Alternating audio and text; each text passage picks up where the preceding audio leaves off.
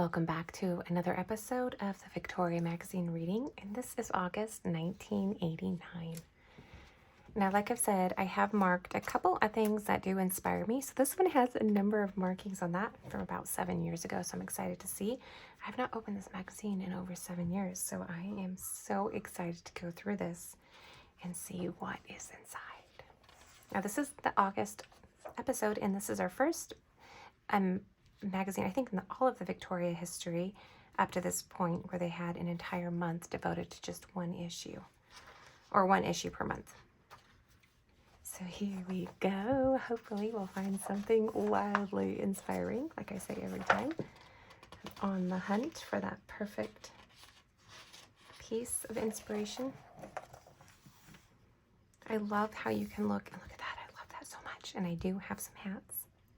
I need to put some bows on them, clearly, and hang them up on a shelf, maybe once the construction is done here in our old vintage home that we have.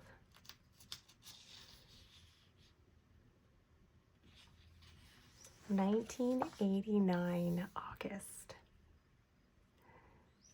Every page of this August issue is an ode to summer, the season of loveliness and light. She goes, as an editor, I often wonder about word choices, and as I read this issue over and over and getting it ready for the press, I was concerned about our apparent overuse of the word summer. That is until I happened upon Henry James' famous tribute to the season. And it goes on to have his tribute. I absolutely love winter, but you know what? I love every single season. Every season is so stunning and so beautiful. And the back porch. I wonder if they're still in business. The plum bush. I'm going to read the names of these from now on. I haven't yet. Twigs. The bookcase. The back porch, plum bush. These are names of businesses.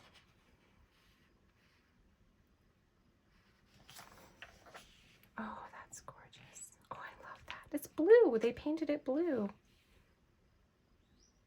Oh, I love blue and white. One of my favorite color combinations. It's just so tranquil, and serene and refreshing. There's something about blue and white that's just magical to me. I think as an artist, my brain is often a chaos of colors and ideas and whirlwinds of things I want to do, and blue and white is calming to me. The hydrangea. The blue daisy, I've never seen that. Do you guys have blue daisy where you're from? Let me know. This is an ode to blue. Wait, what is that? Classic rope pearls. I was like, wait, no, that's just something a little bit off there. Oh, how gorgeous. Berries. Your beautiful blue plates.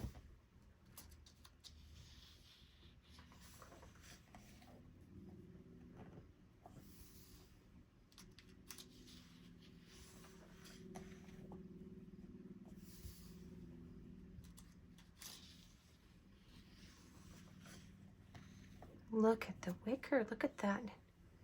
The beauty in that. Look at that. The detail work. Oh my goodness. It's like a little mini fainting lounge out in the garden.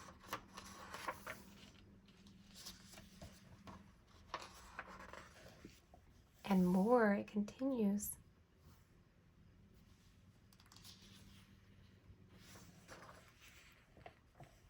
Oh my, can you imagine going to the ocean, the beach, with those shoes on? They're so cute. I cannot even imagine living in that era.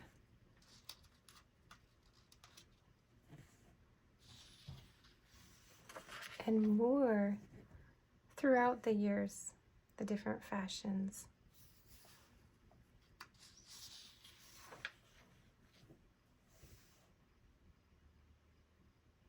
Beautiful summer hat. I'm going to be on the lookout for a very lovely summer hat. Oh, that's so beautiful. so dainty and delicate, isn't it?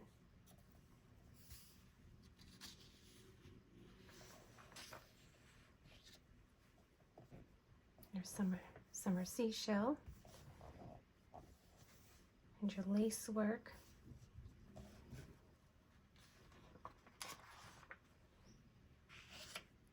It's so clean compared to the labyrinths of prior issues. This one's very clean.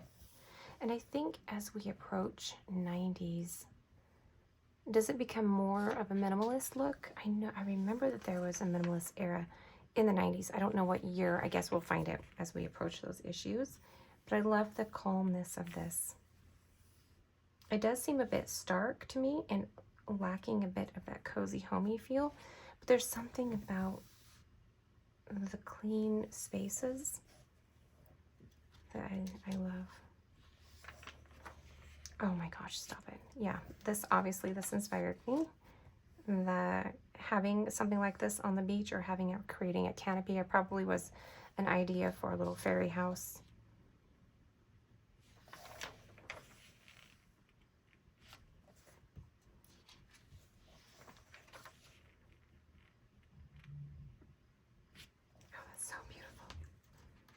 Pastel gradient, gorgeous.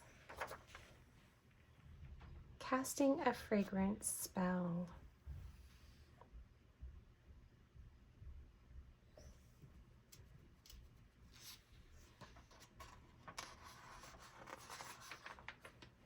Oh wow, I love that. I don't know, for a moment I thought it was little books in a bookcase, and that's what I saw when I first saw this. It's not, it's little bags of sachets, which isn't quite as appealing to me as if it was books stacked in a bookcase. I would love to actually recreate that, but with books instead.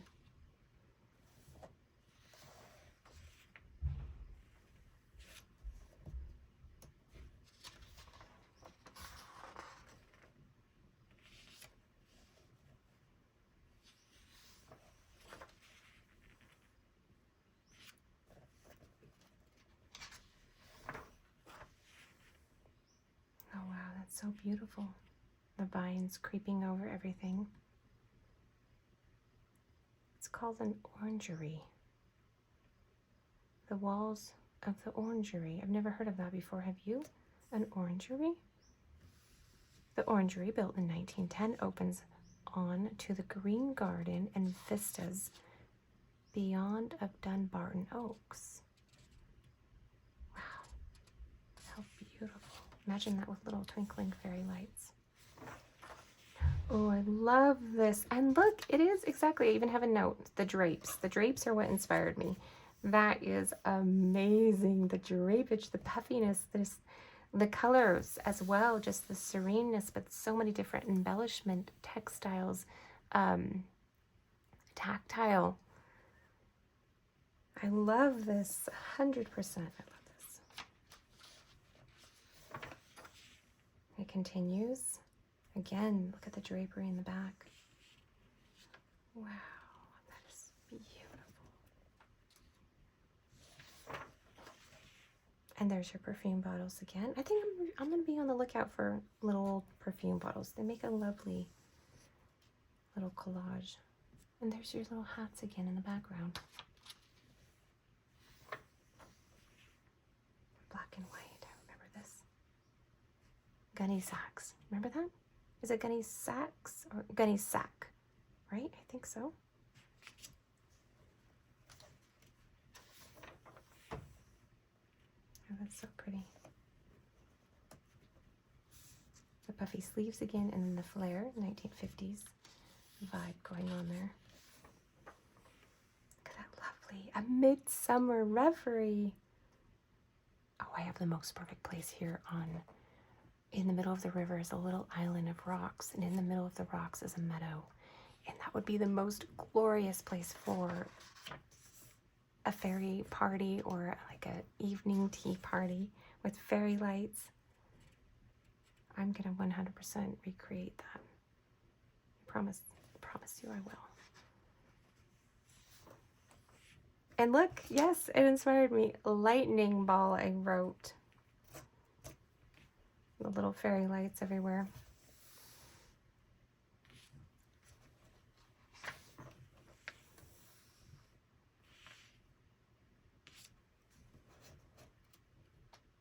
Chattooga? Is that how you pronounce that? Chattooga Summer.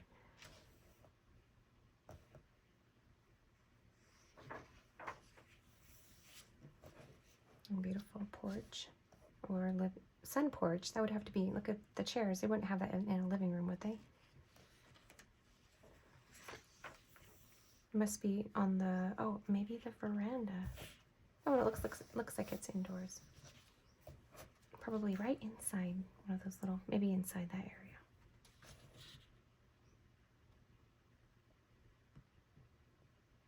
Oh my goodness. Okay, so look at this. Can you see that? The little saucer and the cup. Now I have something, look at this. Look at the pattern on this. Look at how similar. It's almost the same design. And the little plate, not quite the same. This one has more of a fluting, a deeper fluting to it, but how pretty. So lovely. That was fun. Streets of Goodly Cottages. What is this place? How does such a place even exist? Do people actually live here?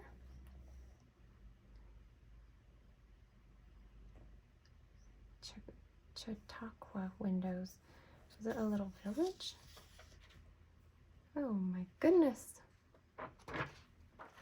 It says as Chautauqua, I think, grew more and more visitors to its summer courses, families built cottages and boarding houses on the tent sites. So I guess it was originally tents, and then they decided that they needed something a bit more permanent. So this must be a summer area to visit in the summer, maybe? Summer community. Oh, that's incredible.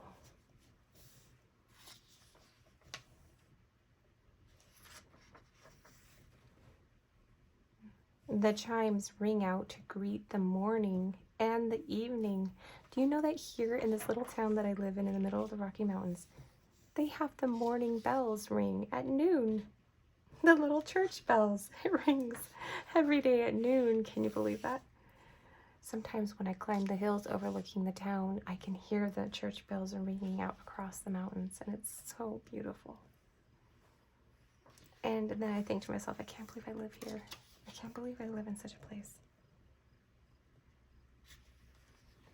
The American flag and a blackberry sundae. That sounds wonderful. Look at that. Your tea. Okay, you have your little side table. You have your cakes, your little pastries. I love the stripes with the blue, one of my favorite combinations.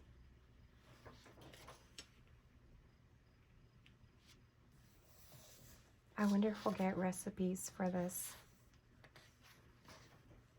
And here we go. Yes, a blackberry sundae, blackberry jam cake, blackberry cordial. I have always wanted to make that. I think, isn't it in Anne of Green Gables? She talked about a blackberry cordial that she drank too much of or something. I want to try that. I've got to make that. Spiced blackberry jam. That sounds amazing. That I can probably manage to make. I am not a cook.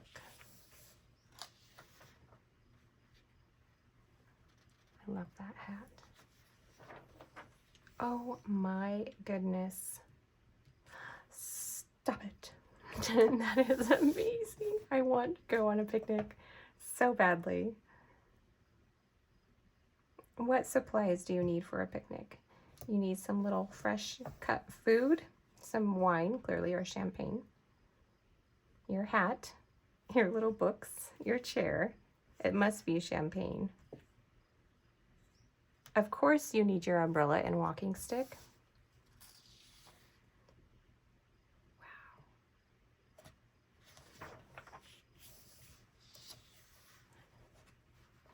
I have very much enjoyed this issue so far.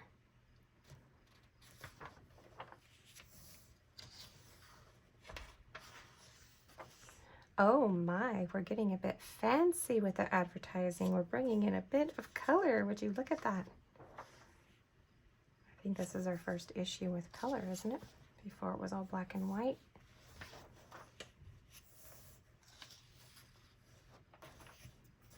And here we have lots of advertisements and more. And here we are with our black and white. I wonder if this is for, it was probably a bit more expensive to post your advertisements here than here. But even here we have our orange border. Lovely bright colors. And I see a hint of our little last article in South Carolina's Low Country, America's only tea plantation. And look at that lovely tea setting. To a friend and colleague, farewell. Nothing in the world, be it love or regret, courage or sorrow, frivolity or joy, could ever matter as much as we think it does. These are Richard Horne's words from his article. Interesting. Oh, that is stunning. I didn't even see that. I was reading the words. What an amazing vista. And that concludes our August issue. So join me again next time for September 1989, which will be the beginning of fall. All right, everyone, and that is it. Goodbye for now.